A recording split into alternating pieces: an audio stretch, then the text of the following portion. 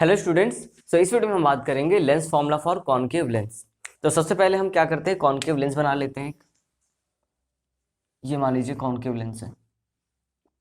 Proof करने का तरीका बिल्कुल वैसा ही है जैसे हमने पिछली वीडियो में कॉन्वेक्स लेंस के लिए किया था। ठीक है, ये मान लीजिए आपका प्रिंसिपल एक्सिस है और यहाँ पे कहीं पे ऑप्टिकल सेंटर है। ठीक है, इसको सी से रिप्रेजेंट करेंगे हम। ठीक है, ये मान लीजिए आपका F1 है, यहाँ पर कहीं पे 2F1 है, यहाँ पर हमने कहा F2 और यहाँ कहीं 2F2। वैसे इसकी ज़रूरत नहीं पड़ेगी लेकिन फिर भी बना लिया। ठीक है, मान लीजिए हमने कहा यहाँ पे कहीं पे आपका ऑब्जेक्ट रखा हुआ है। ठीक है, ये आपका ऑब्जेक्ट है। ठीक है, तो यहाँ से क्या होगा, जो रे पैरेलल जाएगी वो प्रिंसिपल एक्सिस के पैरेलल जाएगी, वो डाइवर्ज हो जाएगी ऐसे। और देखने को क्या लगेगा कि कहाँ से आ रही है, फोकस से आ रही है। एक ऑप्टिकल सेंटर से पास करते हैं तो जो ऑप्टिकल सेंटर से पास होगी वो तो सीधे निकल जाएगी। ठीक है, बिना रिफ्रैक्ट हुए। यहाँ पर जहाँ पर ये कट कर रहे हैं वहीं पर क्या बनेगा, यहीं पर इनका इमेज फॉर्मेशन हो जाएगा। तो मान लीजिए ये ऑब्जेक्ट है, ये ओ डैश है। ठीक है, और इमेज क्या हो जाएगा, आई डैश। ठीक है, इस पॉइंट को हम कुछ बोल देते हैं, मान लीजिए हमने ई बोल दिया। ठीक है, अब यहाँ पर भी हमें ढूंढने पड़ेंगे सिमिलर ट्राइंगल जैसे पहले किया था। तो देखिए यहाँ पे दो सिमिलर ट्राइंगल मिल रहे हैं। कौन कौन से, एक तो ओ डैश सी, एक ही वाला ट्राइंगल ओ डैश सी, और एक आई डैश सी। दोनों सिमिलर लग रहे हैं देखने में। ठीक है, बिल्कुल लग रहे हैं।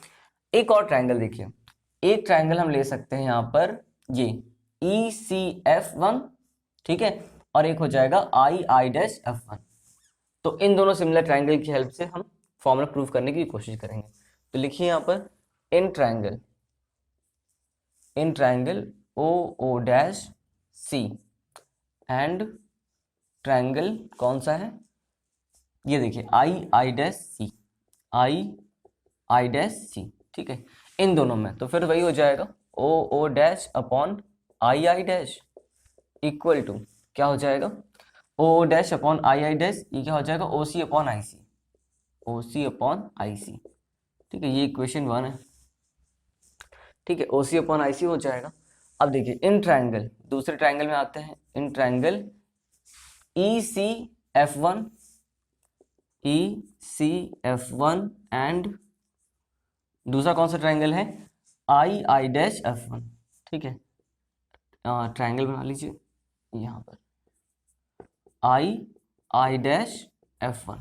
ठीक है, इन दोनों में देखिए क्या हो जाएगा, EC अपॉन क्या हो जाएगा, EC अपॉन आई डैश। ठीक है, इसी तरीके से इस वाले ट्राइंगल के देखिए, ये यहाँ पर तो ये वाला हो जाएगा, तो इसे लिख सकते हैं हम CF1 अपॉन, और इस वाले ट्राइंगल के लिए क्या हो जाएगा IF1। ठीक है, ये इक्वेशन 2 हो गया। ठीक है, इतना काम तो आप सीख ही गए होंगे। ठीक है, मैथ्स में पढ़ाया जाता है सिमिलर ट्राइंगल के रूल, तो उसके अकॉर्डिंग आप ये कर सकते हैं। अब देखिए क्या हो जाएगा, तो यहाँ पर हमने लिखा एक चीज़ और, जो EC है, देखिए ये जो EC है ये O डैश के इक्वल है। तो यहाँ पे हम लिख सकते हैं जो EC है वो O डैश के इक्वल है। तो जहाँ पे EC है इक्वेशन 2 में, हम यहाँ पे O डैश पुट कर दें तो क्या हो जाएगा, O dash upon I dash equal to CF1 divide by IF1। इसको आप इक्वेशन 3 बोल दीजिए। अब हम क्या करेंगे, देखिए इक्वेशन 1 और इक्वेशन 3 को कंपेयर करेंगे तो लेफ्ट हैंड पार्ट सेम है तो राइट हैंड पार्ट भी सेम हो जाएगा। यहाँ पे हम वही लिखेंगे फ्रॉम इक्वेशन 1 एंड इक्वेशन 3। अगर इक्वेशन 1 और 3 को कंपेयर करें तो जो लेफ्ट हैंड साइड है वो सेम है तो राइट हैंड साइड भी सेम हो जाएगा। तो यहाँ पे लिखिए, यहाँ पे हम लिख सकते हैं OC upon IC equal to, यहाँ पे क्या लिखेंगे हम, CF1 अपॉन IF1। ठीक है, अब ये फाइनली, अब यहीं से हमें सब कुछ करना है। ठीक है, यहीं पे सारी वैल्यूज पुट करनी है, जो ऑब्जेक्ट का डिस्टेंस है उसको U, जो इमेज का डिस्टेंस है उसको V, इस तरीके से हमें पुट करना है। तो देखिए पहले काम करते हैं, हम लिख लेते हैं सिंपली, OC तो सिंपल है, OC ऑब्जेक्ट का डिस्टेंस है, हमें मिल जाएगा, पता है क्या होता है। IC इमेज का डिस्टेंस है तो ये भी पता है हमें। ठीक है, तो IC को IC लिख लिया। जिसे चेंज करने की जरूरत पड़ेगी, जिसके लिए हमें सिंबल नहीं पता होगा, हम उसको चेंज करेंगे। ठीक है। तो सी एफ वन क्या होता है, सी एफ वन तो फोकल लेंथ है, तो ये भी कोई प्रॉब्लम वाली बात नहीं है। आई एफ वन, देखिए आई एफ वन का कोई स्पेसिफिक सिंबल नहीं, तो हमें क्या करना पड़ेगा, चेंज करना पड़ेगा। तो सी एफ वन कर लें, सी एफ वन माइनस, देखिए आई एफ वन बताया है तो सी एफ वन से हम आई सी माइनस कर दे रहे हैं। ठीक है, समझ में आ गई बात। अब सारी वैल्यू पुट करते हैं। देखिए ओसी क्या है, जो ओसी है वो क्या है, ऑब्जेक्ट का डिस्टेंस, तो मतलब यू है ओसी। और जो आईसी है वो क्या है, इमेज का डिस्टेंस वी है। और ये जो F1 से डिस्टेंस है ये फोकल लेंथ है, यहाँ पे लिखते हैं ये फोकल लेंथ है। ठीक है, तो यहाँ पे सारी वैल्यू पुट करिए। ओसी क्या है, ऑब्जेक्ट का डिस्टेंस मतलब u, और हम लेफ्ट हैंड साइड ले रहे हैं तो माइनस हो जाएगा। ठीक है, आईसी क्या है, ये भी लेफ्ट हैंड साइड है। ठीक है, साइन कन्वेंशन का ध्यान रखना है, नहीं तो कभी भी आंसर सही नहीं आएगा। ठीक है, तो ये minus u upon minus V हो गया, equal to C F one, ये देखिए फोकल लेंथ है और focal length left hand side है, तो हमें क्या करना पड़ेगा, यहाँ पर माइनस एफ लेना पड़ेगा, divide by C F one. तो सी एफ वन फिर से वही हो जाएगा माइनस एफ, और माइनस आई सी, तो माइनस आई सी क्या है, सब कुछ इधर ही है, अब देख रहे हैं इधर तो कुछ है ही नहीं, सब कुछ माइनस में लेना पड़ेगा। तो आई सी ऑब्जेक्ट का डिस्टेंस है, तो माइनस और एक और माइनस, हम माइनस वी लिख देंगे इसे। ठीक है, अब इसके बाद देखिए यहाँ पे बता रहा हूँ, इसको मैं रफ कर दूँ थोड़ा सा। ठीक है, यहाँ से रफ कर दे रहे हैं, यहाँ से ये देखिए, इसको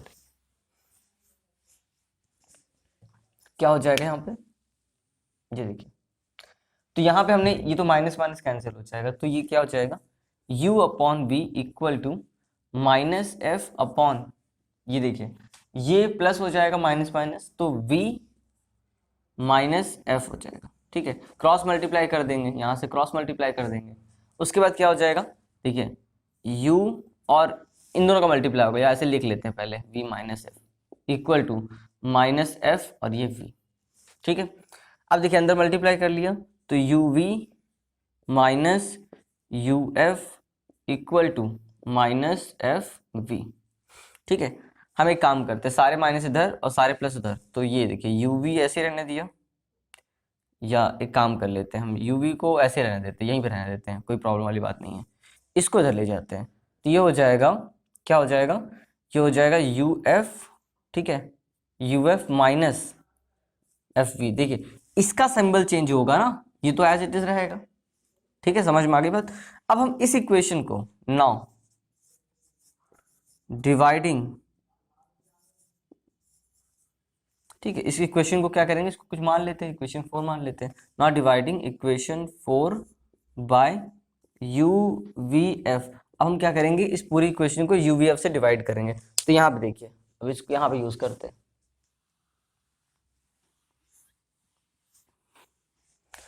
अगर हम इस इक्वेशन को यू वी एफ से डिवाइड करेंगे क्या होगा, यहाँ पे लिख रहा हूँ, ये है u v divide by you we f equal to u f है, you f divide by you we f minus, यहाँ पे देखिए एफ वी है, यहाँ पे भी हम यू वी एफ से डिवाइड करेंगे, तो यू वी से यू वी कैंसिल हो जाएगा, यू से यू, एफ से एफ, यहाँ पर एफ से एफ और वी से वी।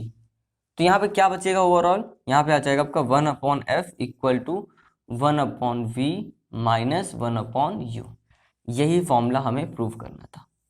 ठीक है, तो आप लिख सकते हो हेंस प्रूव्ड।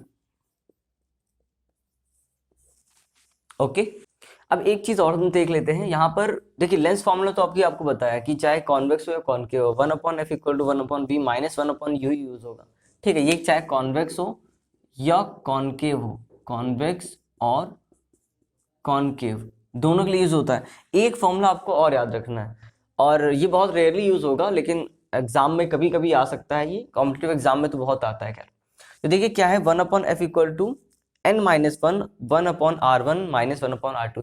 ये फॉर्मूला तब यूज होता है जब मान लीजिए किसी भी लेंस का, मान लीजिए लेंस है, तो अगर इसके रेडियस की बात करें और इसके रेडियस की बात करें, अगर ये दोनों अलग अलग हैं, रेडियस की बात कर रहे हैं, तो रेडियस ऑफ कर्वेचर अगर इनके अलग अलग है तो हम ये फॉर्मूला यूज करेंगे। तो मान लीजिए R1 है R2, एक तरफ को R1 मान लिया, एक तरफ को R2 मान लिया, तो ये फॉर्मूला हम यूज करेंगे। और n जो होता है वो रिफ्रैक्टिव इंडेक्स होता है, तो ओवरऑल फॉर्मूला क्या बन जाता है, 1 upon F equal to N minus one, N क्या है रिफ्रैक्टिव इंडेक्स, और ब्रैकेट में 1/R1 माइनस 1/R2। ये फॉर्मूला बहुत रेयरली यूज होगा, बट फिर स्टिल आपको पता होना चाहिए।